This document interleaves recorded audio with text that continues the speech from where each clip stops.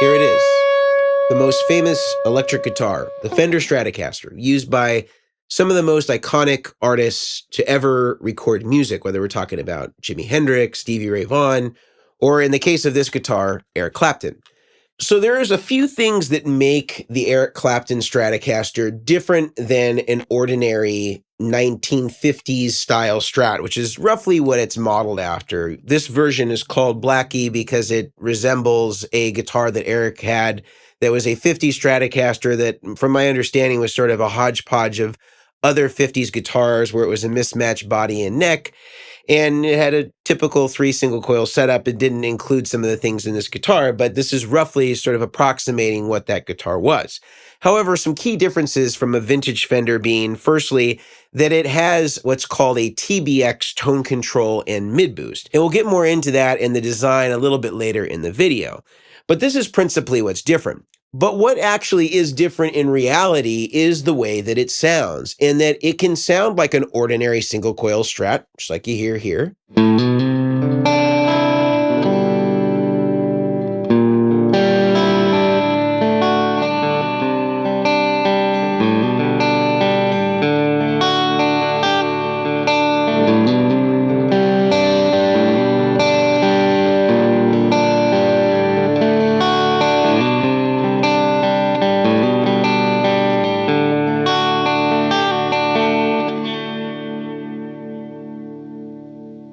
And it can also sound similarly to a Les Paul.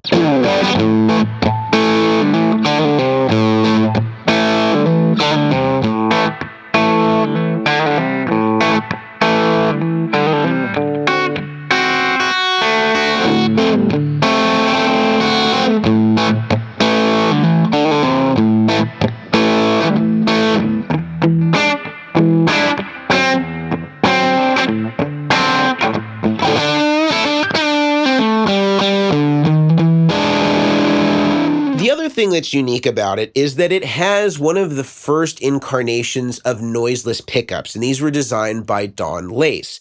Now, Lace sensors originally came out in the mid-'80s, and it became a standard on all Fender guitars that were of a certain caliber, like the Elite series or all the Eric Clapton Stratocasters, from about 1987 in the Fender Plus series. And then I believe in '88, it became standard on all Clapton guitars from '88 until about 1996.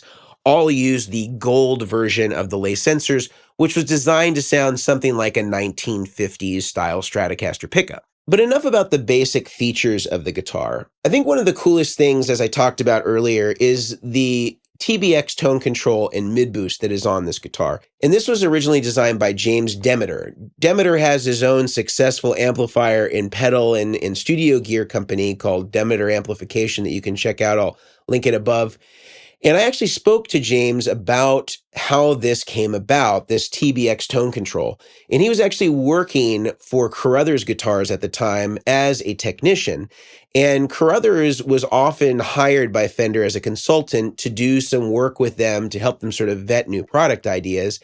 And Carruthers had tasked James Demeter with designing a preamp, a mid-boost preamp that could exist within the new Fender line of guitars. At that time, it was those Elite and Plus style Fender guitars. And James was often taking these vintage style Fenders that were reissues at the time in the early 80s. He was installing dummy coils in them to make them noiseless, and was also including a mid-boost circuit to give them a little bit more versatility. He essentially took the design that he had been using for a lot of these different instruments and put them into the Fender guitar that they were prototyping, which ultimately became that Elite Series Fender guitar, and then eventually got translated into the Eric Clapton guitar. The basics of it are, as I mentioned before, you have a mid-boost pot, which basically functions as a normal tone pot from 0 to 5. It's just like 0 to 10 on a normal Strat. And once you get to the D10 in the middle of the sweep of the pot and you go beyond that, you're then all doing mid-boost from that point forward.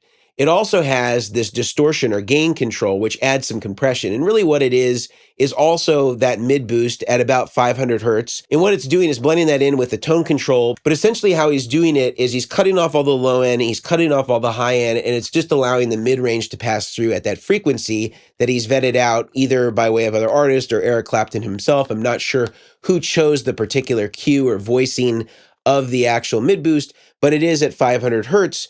And it just provides that beautiful mid-range. So let's hear the guitar with just its normal tone control, what would be equivalent to 10, and then let's boost it up and let's get a little extra presence and chime and mid-range to it.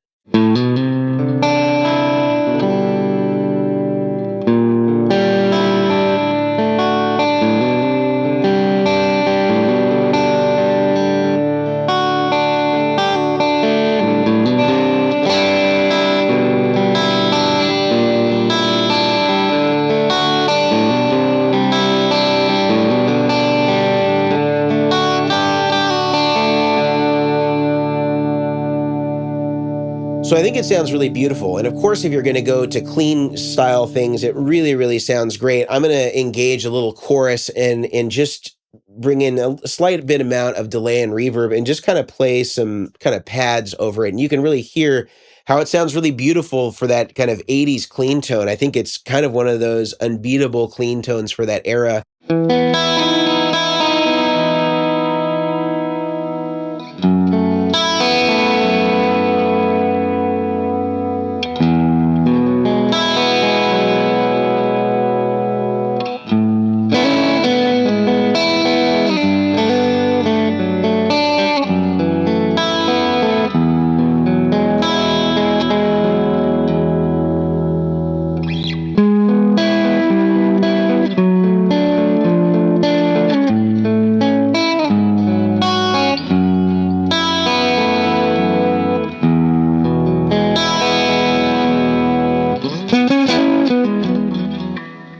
It not only sounds great for that, but if you want to do some chords, some comping, some arpeggios, it can really sound beautiful for that too. I'm going to try a little bit of an Eric Clapton tune called Change the World. Not as good as Eric Clapton or the co-writer on that song, Babyface, but you'll get an idea again of how well it just takes the clean tone and just elevates the entire sound of it. It really sounds great.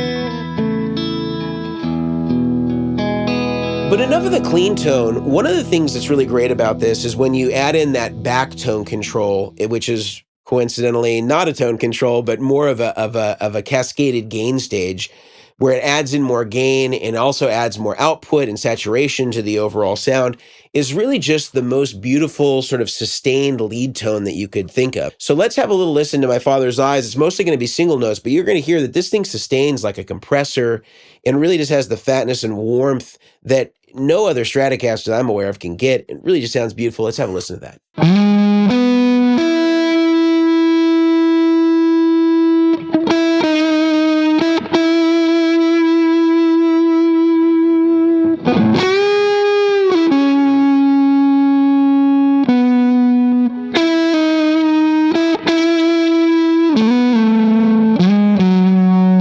Not only does it sound great with that, but if you want to play a little bit more complex chords, some kind of rock and rhythm chords, and mix that in with some leads, I'm going to do a little bit of Layla, or Poor Man's version of it. And it just sounds beautifully sustaining for that too, and just has this great articulation and kind of sounds not quite like a single coil, not quite like a humbucker. Of course, if I wanted to do that, as you heard, I can just bring down some of that mid-range and kind of bring back that gain on the bottom tone control, and I can get some beautiful classic Strat tones. And if I bring it up, I can get a little something like this.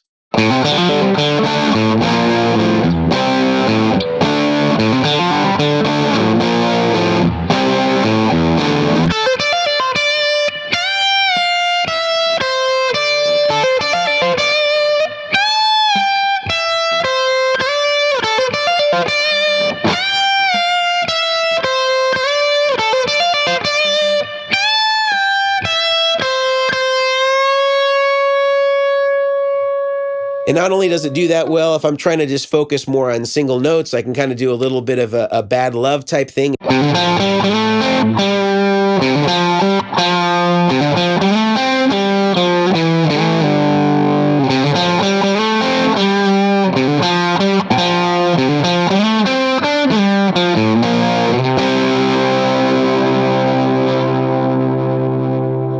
So that is the Eric Clapton Stratocaster. It's an absolutely great instrument, and honestly, these are quite affordable secondhand as far as artist signature models go. They come in several different colors, and I can't recommend them highly enough if you want a super versatile guitar. And the circuit in the TBX that James Demeter designed is absolutely amazing and really unparalleled. And in fact, you can buy these separately if you want to be able to install this in your guitar. Or another less invasive way to do it is actually buy the fat control from James Demeter. And although this is not exactly the same as the TBX Tone Control, having played this with passive guitar pickups without preamps on board, this actually gets quite similar to the sound of the actual Eric Clapton preamp.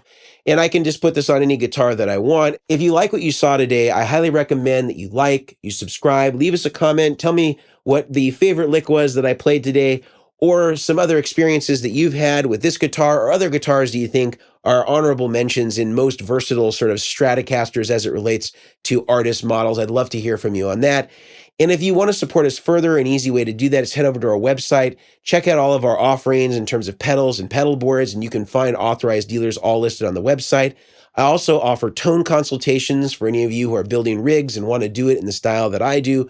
You can hire me over on therigdr.com, and you'll find a tab called Tone Consults, and you can hire me there to work with you one-on-one on your rig and help you get the most out of it. We also offer things like cables, patch cables, all the things that you see me using to connect the guitar today to the amplifier.